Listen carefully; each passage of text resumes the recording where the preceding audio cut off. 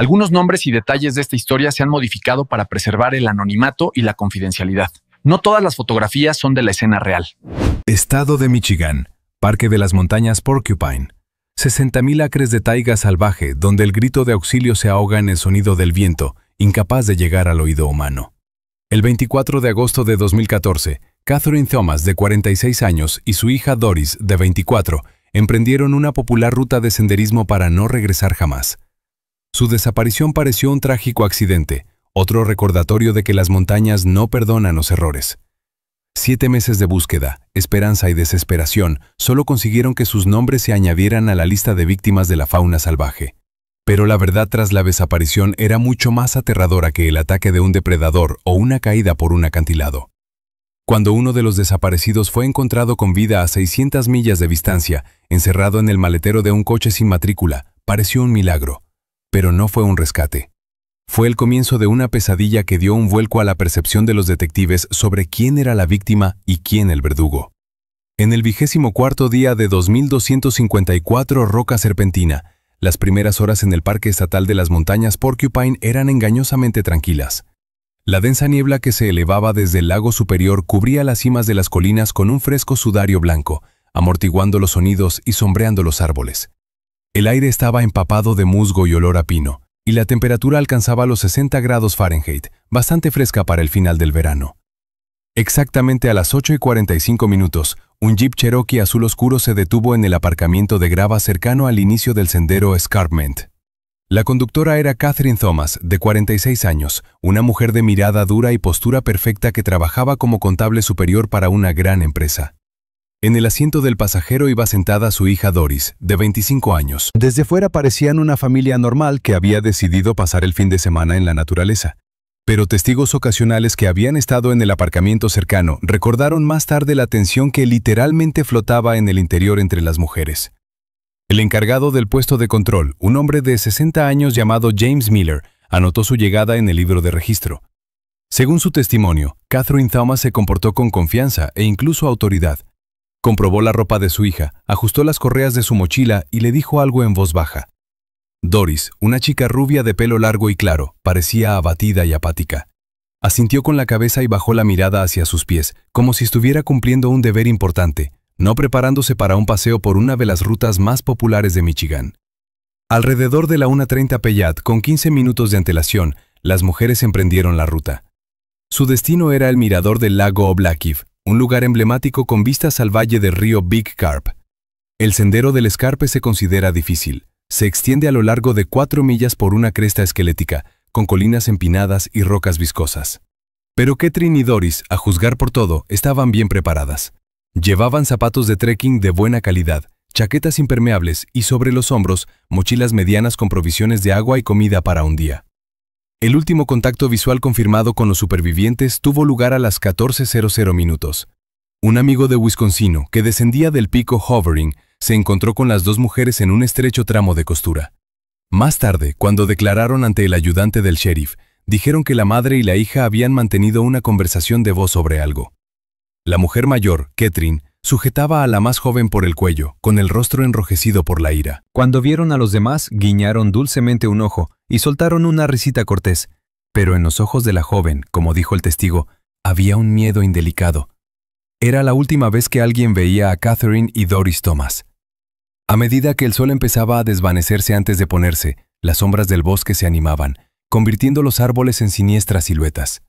A las 25 de la noche, el Jeep Cherokee seguía aparcado en el aparcamiento, cohibido y cubierto de rocío vespertino. Robert Thomas, el novio de Catherine, que se hospedaba en una luma en Marquette, comenzó a eviluvar. Según el plan, debían telefonearle a más tardar a las 7 de la tarde, regresar pronto al coche y captar una señal de la red Stilnikovoy. Alrededor del año 21 de 35 y Vilín, Robert hizo la primera llamada al servicio de Poriatuncu Viriatuncu 1-1. La reacción de las autoridades fue negativa. Unos 25 minutos más tarde, un agente de la patrulla del condado de Ontonagon llegó al aparcamiento. Confirmó la presencia del vehículo. El coche estaba cerrado, sin indicios de maldad. En medio del habitáculo, en el asiento delantero, había un mapa del parque con una ruta marcada y 2 botellas vacías de cava. El agente miró por las ventanillas, pero no vio nada que indicara una lucha o un apuro. Parecía que los propietarios acababan de salir un momento y estaban a punto de regresar. La operación de búsqueda se puso en marcha a los 25 minutos del día 25 de septiembre. La escala de las fuerzas implicadas era asombrosa. Unos 50 voluntarios, guardabosques profesionales, científicos forenses con perros y un helicóptero de la Guardia Costera estadounidense, equipado con una cámara de imagen térmica. El tiempo, sin embargo, estaba en contra de los guardabosques. La penumbra y la fuerte lluvia que empezaba a caer dificultaban las operaciones del equipo de aviación, y el espeso follaje de los árboles, la llamada copa, hacía prácticamente imposible la visión de las cámaras termográficas. Los grupos terrestres recorrieron el bosque en lanceta, desplazándose a una distancia de 3 metros unos de otros. El terreno era inaccesible. Agujeros profundos, desfiladeros bajo los helechos y esqueletos viscosos de musgo eran una molestia mortal incluso para los buscadores experimentados. Los perros rastreadores siguieron el rastro cerca del comienzo del sendero y condujeron al grupo a lo largo de la cresta durante unos 3 kilómetros.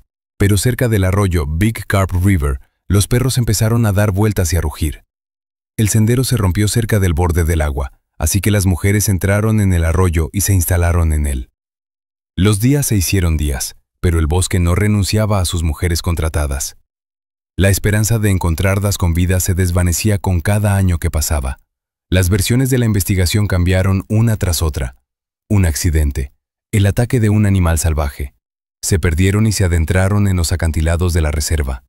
Sin embargo, la ausencia de cualquier remedio, ni un caramelo quemado ni una playa con agua, puso en un callejón sin salida incluso a los veteranos del servicio de búsqueda y recuperación. No fue hasta el 10º día de búsqueda, el quinto de 2250, cuando se produjo un gran avance. Un grupo de voluntarios, que buscaba en un profundo claro a unos 8 kilómetros al noreste del punto oficial, encontró una prenda de ropa. Sobre la maleza había una bufanda de punto ligero con un estampado Kvitkovi. Robert Thomas reconoció la bufanda. Pertenecía a su hija Doris. La señal planteaba más preguntas de las que respondía. La bufanda no estaba rasgada ni magullada, como ocurre cuando se cae o se cuela por la mochila. Estaba pulcramente doblada y atada al cuello a la altura de los ojos. Por lo demás era una señal o un ácaro. No había clavos rotos, ni rastros de sangre, ni jirones de ropa. El suelo estaba desocupado y limpio, cubierto únicamente de agujas caídas. Este detalle maravilloso, incluso místico, hizo dudar al sheriff de la teoría de un simple accidente. Si las mujeres se cayeron del esqueleto, ¿cómo acabó el pañuelo a 8 kilómetros del camino, pulcramente atado a la cabeza? ¿Quién dejó esta señal? Nuevas búsquedas de la bufanda en la plaza no dieron resultado. Llegó el otoño, trayendo consigo las primeras heladas y los arroyos carmesíes del lago superior. El 30 de junio de 2294 del año, se detuvo oficialmente la fase activa de la búsqueda. El caso de Catherine y Doris Thomas se convirtió en un caso sin resolver. En los informes policiales, la versión principal seguía siendo un accidente en una zona inaccesible, con los cuerpos posteriormente conservados por causas naturales. El bosque de las montañas Porcupine las había barrido, dejando solo el silencio y un pañuelo pulcramente doblado en la frente. La única prueba de que esta desaparición no había sido un accidente. Habían transcurrido 7 meses de silencio. El día 25 de 2550 años atrás, Detroit, Michigan, saludaba a la noche con un frío perverso y un viento zumbante que se paseaba entre las ruinas de la antigua grandeza industrial. El barrio cercano a la planta abandonada de Packard se había convertido hacía tiempo en un municipio. Manzanas de talleres vacíos, baches rotos por los que brotaban árboles y solares baldíos sin terminar cubiertos de lodo de construcción. Era un lugar al que la policía procuraba no ir a menos que fuera absolutamente necesario, y los habitantes de la zona eran una 10ª parte del camino. En el segundo año y 15 minutos de la noche, el patrullero James Michaels recorría su sector. Su ruta le llevaba a través del edificio renovado de la antigua estación de servicio de coches Iron City Motors. La luz de los faros del coche patrulla reveló la silueta de un coche aparcado en una esquina ciega detrás de la pared celular del servicio. Era un viejo Ford Taurus sedán gris, cubierto con una gruesa bola de una sierra de carretera. El agente se dio cuenta inmediatamente de que al coche le faltaban las placas de matrícula y que la rueda trasera izquierda estaba completamente pinchada. Michaels detuvo el coche patrulla, encendió un foco y avisó al despachador sobre el vehículo sospechoso. Actuando de acuerdo con el protocolo de comprobación de robos, se acercó al Ford con la mano en la funda. El viento se remolinaba a través de las ventanas rotas de la estación de servicio, creando una desagradable cacofonía. Pero cuando el agente se acercó a la parte trasera del sedán, sintió un sonido que le dejó helado. Un débil pero rítmico golpeteo provenía del centro del maletero. No era similar al sonido que podría emitir un animal. Era metódico. 3 golpes, una pausa, 3 golpes de nuevo. Michael se acercó a la tapa del maletero e hizo un ruido vocal, exigiendo una respuesta. En respuesta, los golpes solo se volvieron más histéricos. El agente se dio cuenta de que no habría tiempo para esperar a que se arreglara. La cerradura del maletero parecía dañada, pero aún aguantaba el grillo. Michael se volvió hacia su coche, cogió el herraje y lo introdujo bruscamente en el hueco entre la carrocería y el grillo. El metal raspó, apoyándose en las fuerzas del policía, pero al cabo de un minuto, la cerradura cedió con un sonoro tintineo. La tapa del maletero subió. Lo que reveló el cambio en el Lichtar del oficial Michaels conmocionaría incluso a un veterano de la Brigada de Homicidios de Detroit, que ha visto a su edad un montón de apuñalamientos. En el oscuro espacio del maletero, enterrada entre viejos bidones con masilla de coche, trapos y una rueda de repuesto, yacía una mujer. Era una mujer, pero su estado era aterrador. Había quedado reducida a un esqueleto viviente. Sus horquillas sobresalían fuertemente de su rostro, que estaba cubierto de piel gris terrosa. Llevaba los restos de sus ropas, que se habían convertido en lino que no quemaba, sino que solo cubría su desnudez.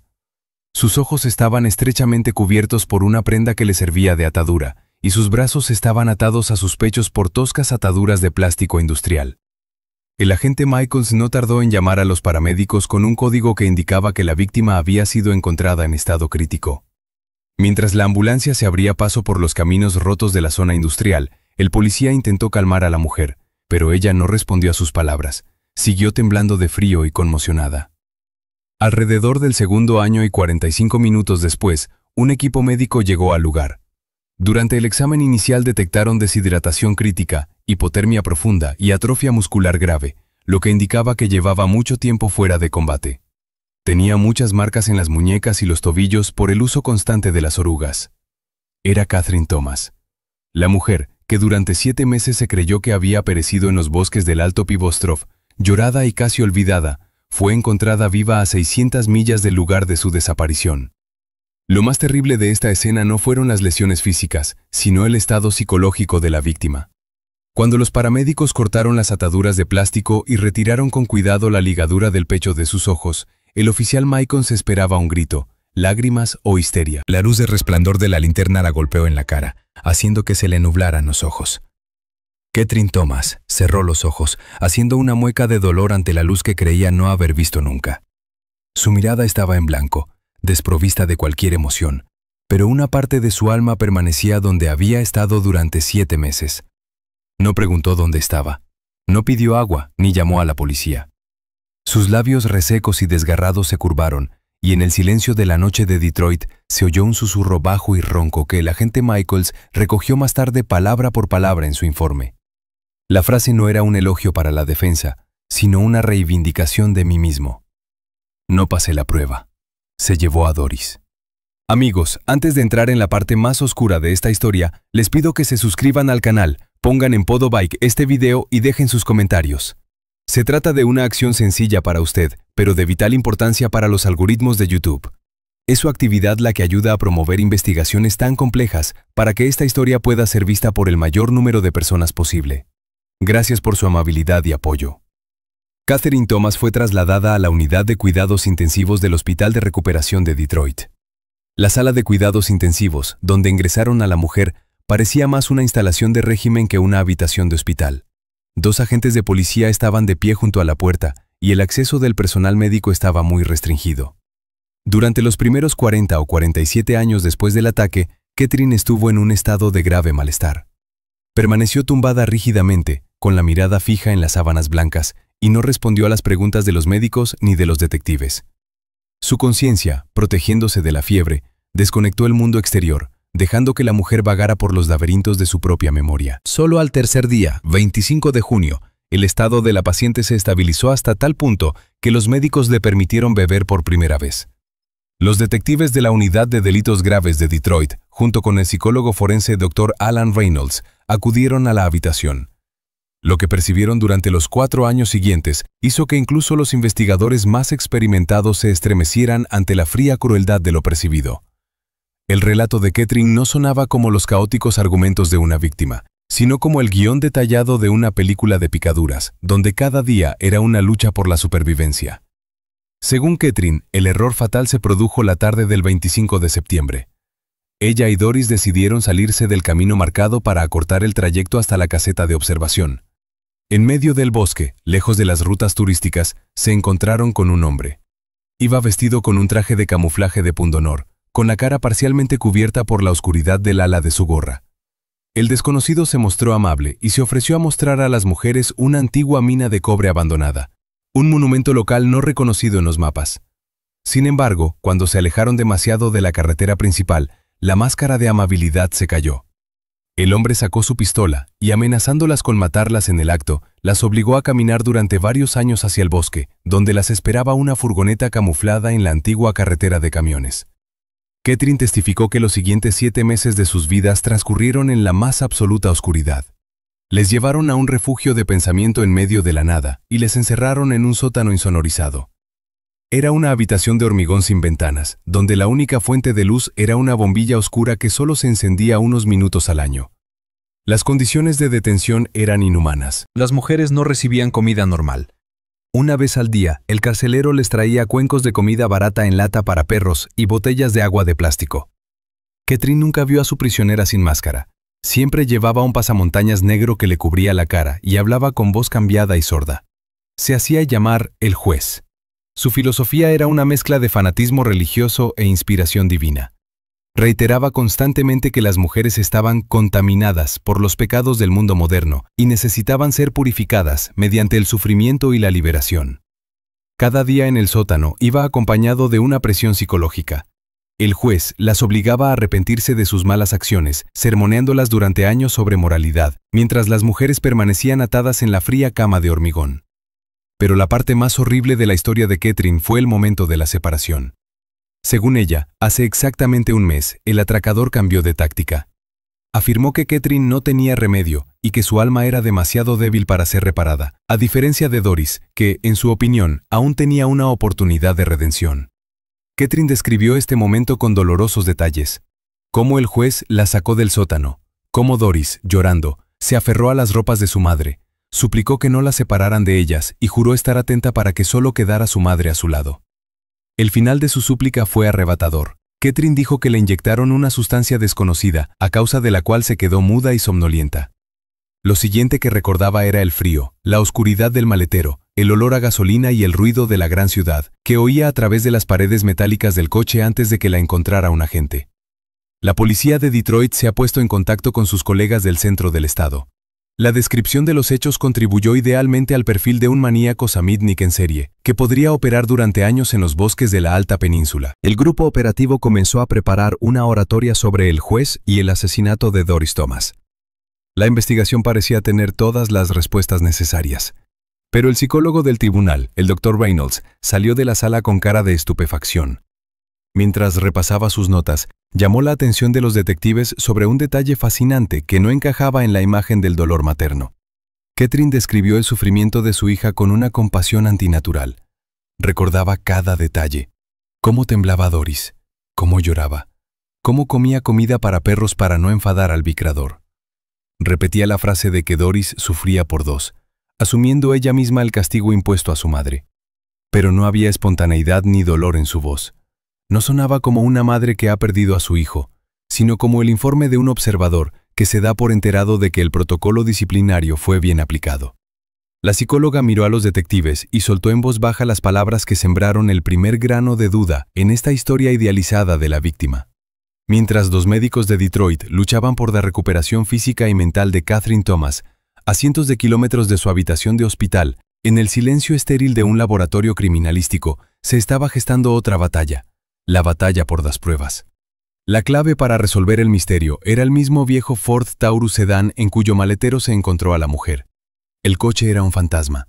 Faltaban las placas de matrícula, y el código de identificación VIN del panel del aparato y del bastidor estaba toscamente cortado con una herramienta mecánica. El autor hizo todo lo posible para transformar el vehículo en un lote de metal incombustible, pero subestimó las posibilidades de los conocimientos técnicos actuales. Los técnicos de laboratorio utilizaron el método del grabado químico. Aplicando cuidadosamente una solución ácida a la parte dañada del metal, renovaron la red cristalina del acero, que conservaba la memoria de los dígitos rotos. Tras 4 años de trabajos de cultivo en la superficie, apareció la primera fila de símbolos.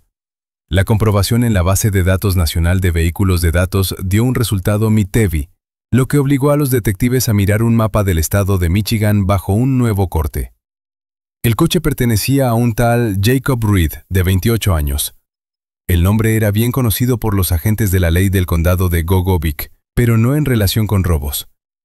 Reed figuraba en las bases de datos como un infractor de la ley servicial pero problemático. En su cuenta había detenciones por caza furtiva, allanamiento ilegal de propiedad privada y una serie de robos con alevosía en casas de veraneo. Pero el detalle más importante era su dirección. Jacob Reed se encontraba en la ciudad de Cricket de Wakefield, a solo 15 millas del límite del Parque de las Montañas Porcupine, donde Catherine y Doris habían desaparecido 7 meses antes. El día 25 de 2215, un juez firmó una orden de registro de la propiedad de Reed. Sus tierras eran un lugar ideal para ocultar cualquier misterio. Interfería con el territorio cerrado de la mina abandonada de White Pine, rodeado de densos bosques y pantanos, donde rara vez ponía el pie el turista ocasional. El grupo operativo, formado por soldados de las fuerzas especiales y detectives, llegó al lugar antes del amanecer. El asalto comenzó alrededor de las 6:30 de la medianoche. Los agentes blindados tomaron un viejo edificio, cubierto con revestimiento de época, y un gran granero robado que se alzaba a lo lejos. En medio de los edificios reinaba la calma. Jacob Reed no fue visto en el lugar, pero lo que la policía encontró confirmó el truculento relato de Catherine Thomas. La atención principal del grupo se centró en el granero. Bajo el heno y las herramientas agrícolas oxidadas, los agentes encontraron una escotilla magistralmente disimulada en el suelo. Al levantar un importante cajón de madera, la oscuridad se llenó de un fuerte olor a calor, suciedad y miedo. Era ese mismo sótano. Un cascarón de hormigón sin ventanas, insonorizado con colchones viejos y plástico espumado. Las llamas de la licuadora revelaron los detalles de la subsistencia de las mujeres polonias, lo que heló la sangre.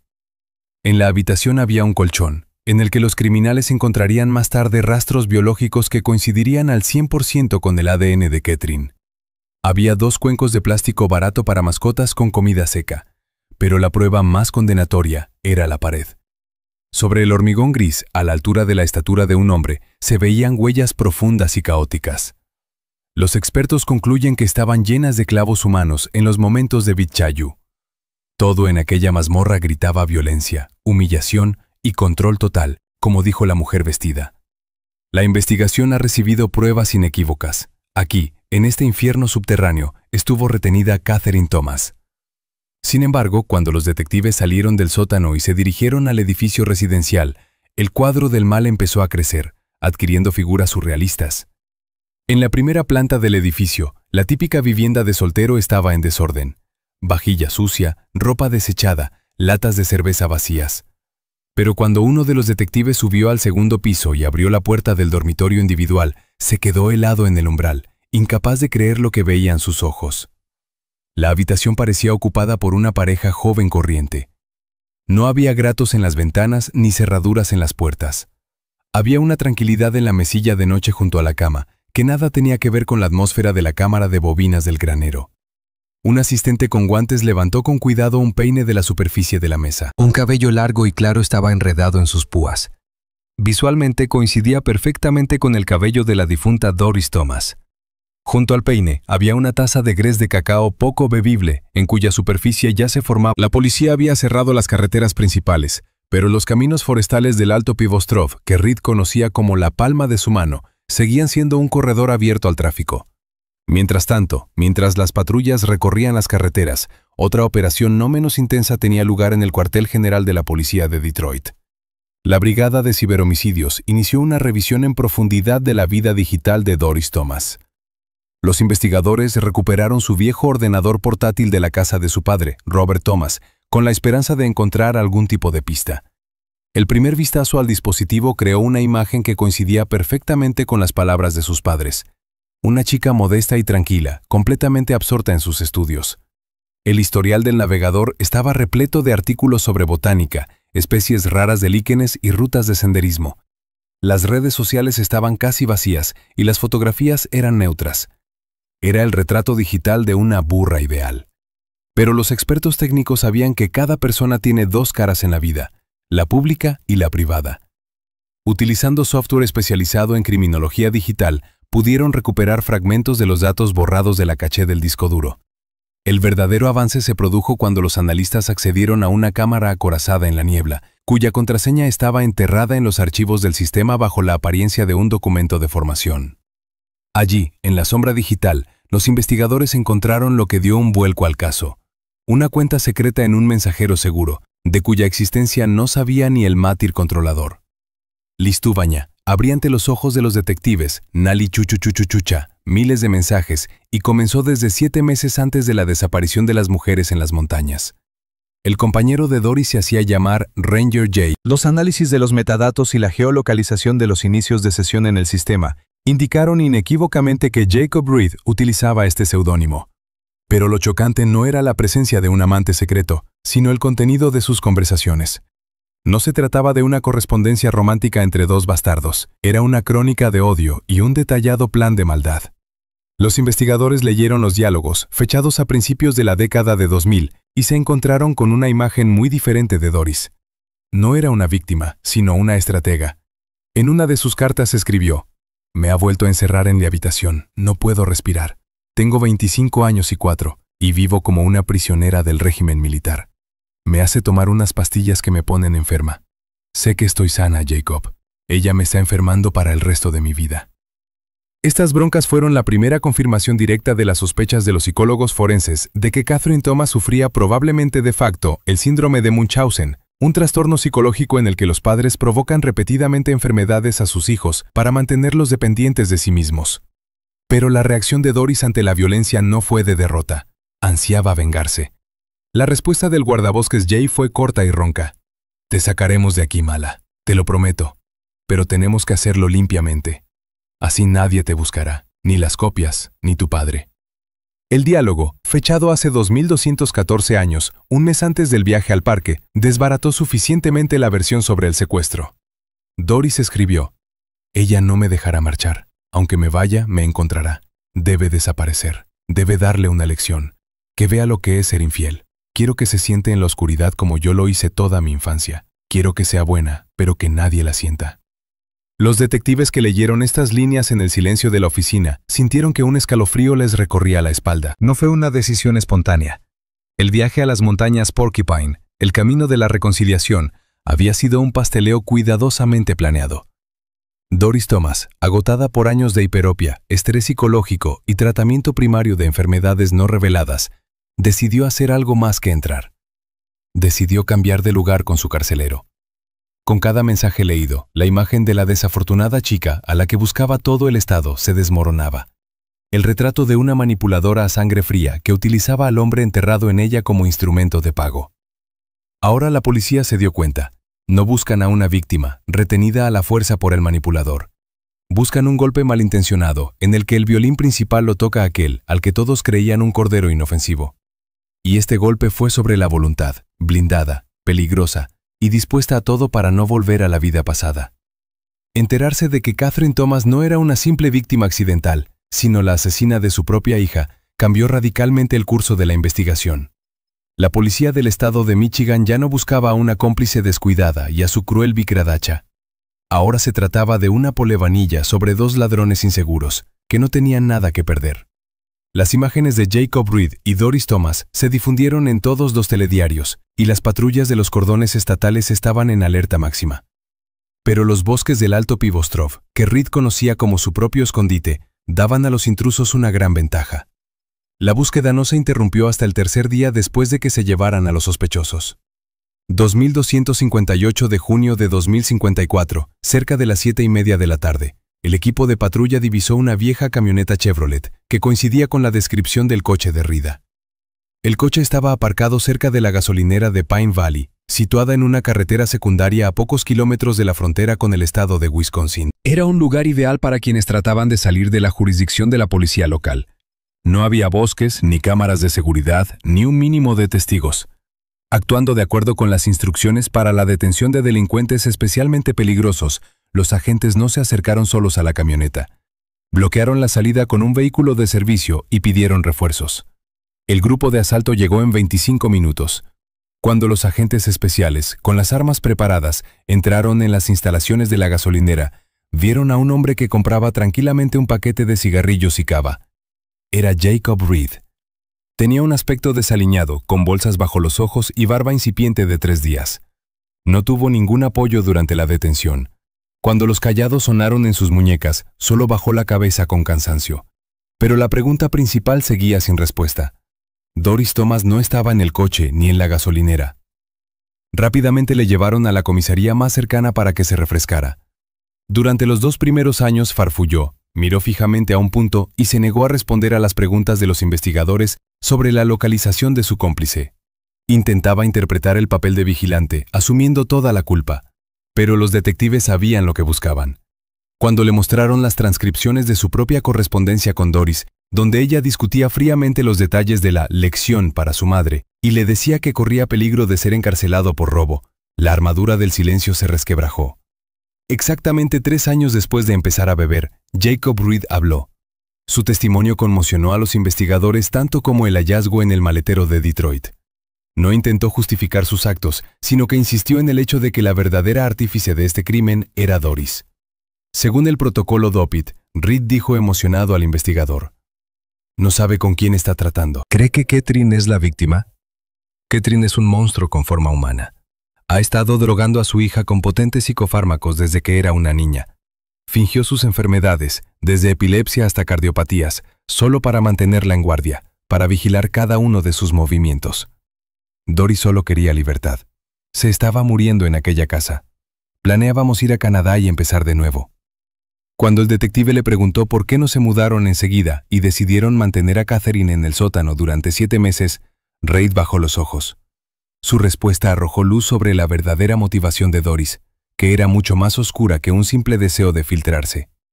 Era una pomsta, azuzada por años de menosprecio.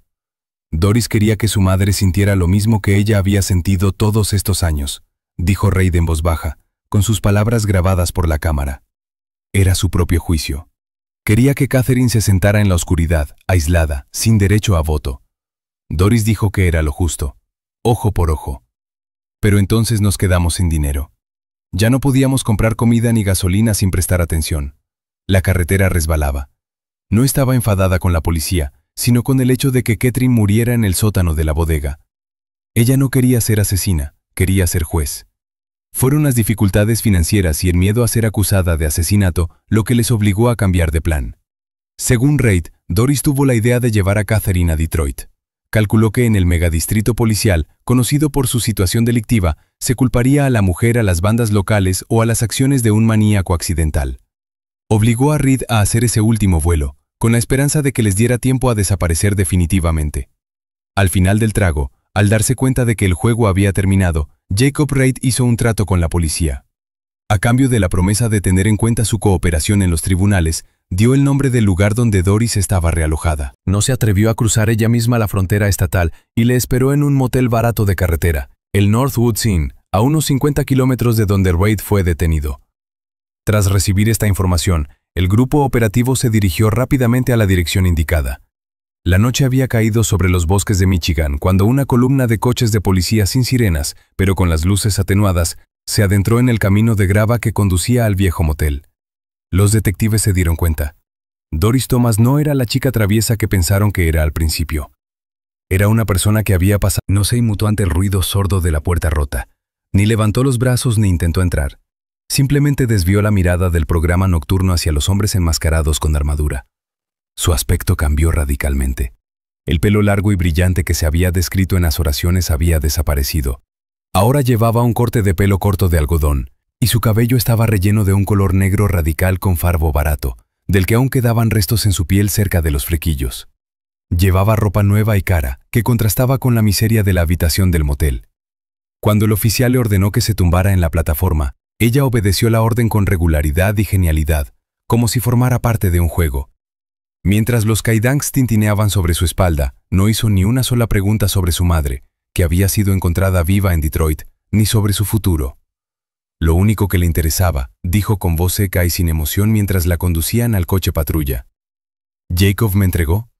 Esta frase fue el primer trazo del verdadero retrato de Doris Thomas que los investigadores empezaron a recomponer en la sala de la bebida. En la comisaría se produjo una metamorfosis que sobresaltó incluso a los perfiladores experimentados. La tranquila y golpeada víctima de los hiperópticos, de la que habían hablado vecinos y familiares, desapareció. Frente a los detectives se sentó una manipuladora fría y maleducada, con un gran intelecto y una ausencia total de empatía. Se mantuvo segura de sí misma, mirando a los investigadores directamente a los ojos, y desde los primeros minutos tomó la iniciativa en la conversación. Doris adoptó una línea de defensa basada en un completo descrédito de su madre. Afirmó que todo el incidente había sido montado por la propia Catherine Thomas. Según Doris, la madre, obsesionada por atraer la atención de su novio y de la comunidad, planeó la desaparición hasta el más mínimo detalle y obligó a su hija a coaccionarla bajo amenaza de malos tratos físicos y confiscación. «Ustedes no la conocen», interpuso Doris a los detectives en tono lastimero. «Es una mujer enfermiza a la que le gusta jugar en el teatro. Yo solo era una marioneta en su espectáculo». Intenté entrar, pero Reed estaba de su parte. Se lo inventaron todo. Esta historia podría parecer plausible, dado el diagnóstico confirmado de Catherine, si no fuera por las pruebas que la investigación colocó metódicamente sobre la mesa delante del sospechoso. El primer golpe a su historia fueron los resultados del ADN. El detective colocó ante ella un esquema de la casa de Wright. Los rastros biológicos de Catherine se encontraban exclusivamente en el sótano, en el colchón, las paredes y los cuencos de plástico.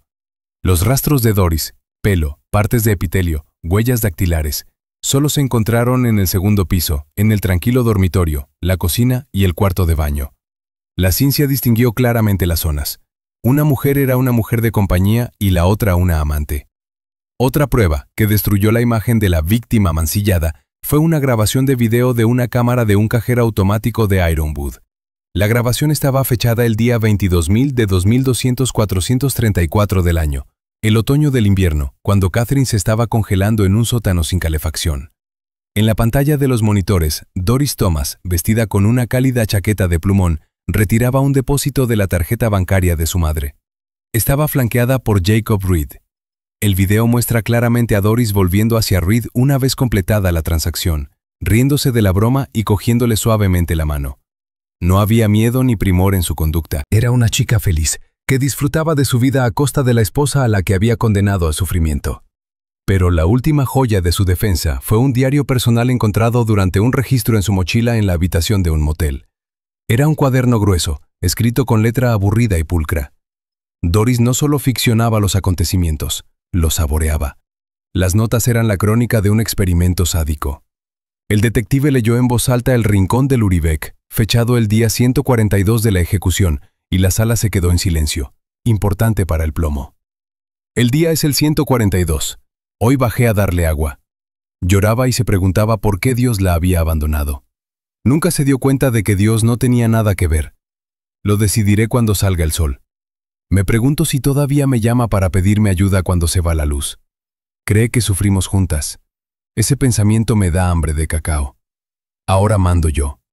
Ahora ella sabe cuál es su lugar.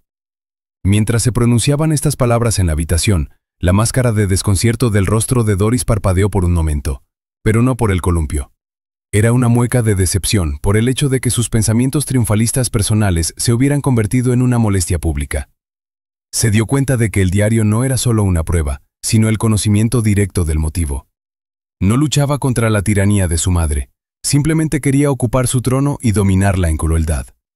Los investigadores la miraron y se dieron cuenta. Frente a ellos estaba sentada una persona para la que 7 meses en el sótano se habían convertido no en una tragedia, sino en una venganza duradera, y no lamentaba nada, salvo que su trabajo se hubiera visto interrumpido. El 24 de junio de 2550 años atrás, comenzó en el Tribunal de Distrito del Estado de Michigan un juicio que la prensa bautizó de forma mitílica como el juicio de los hermanos de Mid Mountain. El caso, que comenzó como la historia de una trágica desaparición en la naturaleza, se transformó en una sensación nacional. sacando a la luz las partes más oscuras de las relaciones familiares. El edificio del tribunal se llenó de furgonetas de televisión, y las audiencias se retransmitieron en directo, atrayendo a millones de espectadores que intentaron comprender quién era el verdadero monstruo de esta historia. La defensa de Doris Thomas utilizó una estrategia agresiva y emocional.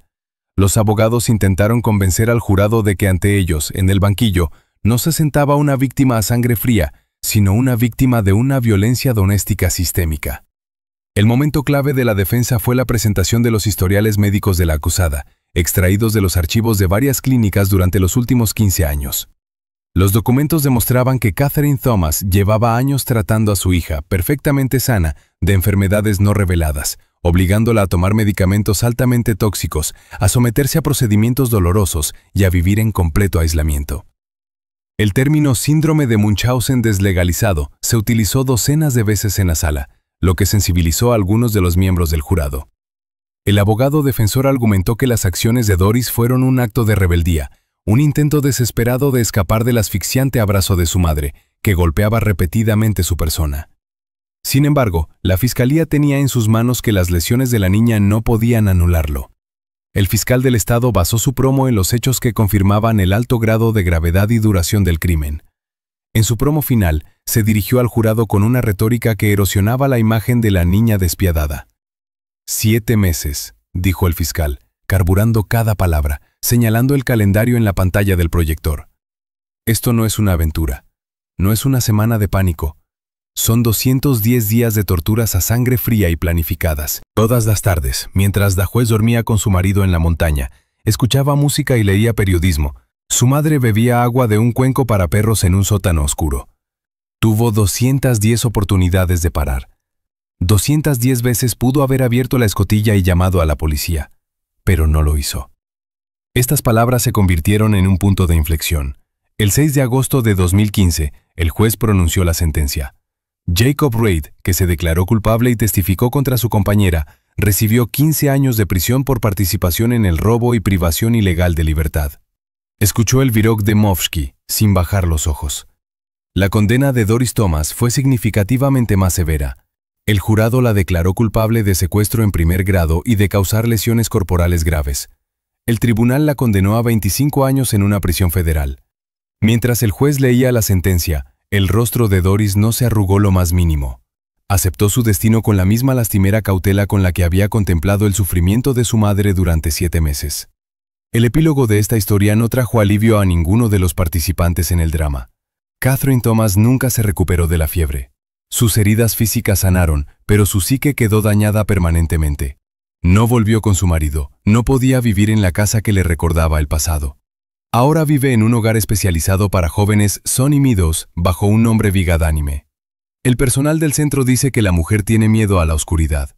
En su habitación, todas las lámparas están siempre encendidas y las ventanas cerradas para que cada parpadeo de luz durante un mes no le recuerde la oscuridad que viene del bosque. No habla con nadie y durante años permanece sentada en su silla, mirando fijamente a la puerta, como esperando a que se abra. Doris Thomas, mientras cumplía su condena en una colonia penal de alta seguridad, ni una sola vez intentó ponerse en contacto con su madre o su padre. Renunció a su derecho de apelación. En una única entrevista que accedió a conceder a un psicólogo de la prisión para un estudio privado sobre la naturaleza de la violencia doméstica, dijo que pondría una marca en este caso de la moto mejor por cualquier castigo. Cuando se le preguntó si se arrepentía del scone, Doris respondió con una risita memorable. Aquellos 7 meses fueron la mejor época de mi vida. Por primera vez en 25 o 4 años tenía los pechos llenos. Estaba sana. Y si el precio de esta libertad es gastar ahora dinero en ventanas, entonces estoy dispuesta a pagarlo. La historia de la desaparición en el parque de Porcupine Mountains se ha conservado en los archivos de la policía como recordatorio de que la peor prisión no son los muros de hormigón ni las subdivisiones en el bosque. Es una familia, atormentada por la mentira y el control, donde los límites entre el amor y el odio son difusos y la víctima y el gato pueden cambiar de lugar en cualquier momento, convirtiendo una tranquila velada familiar en una atrocidad de la que se ha hablado durante décadas.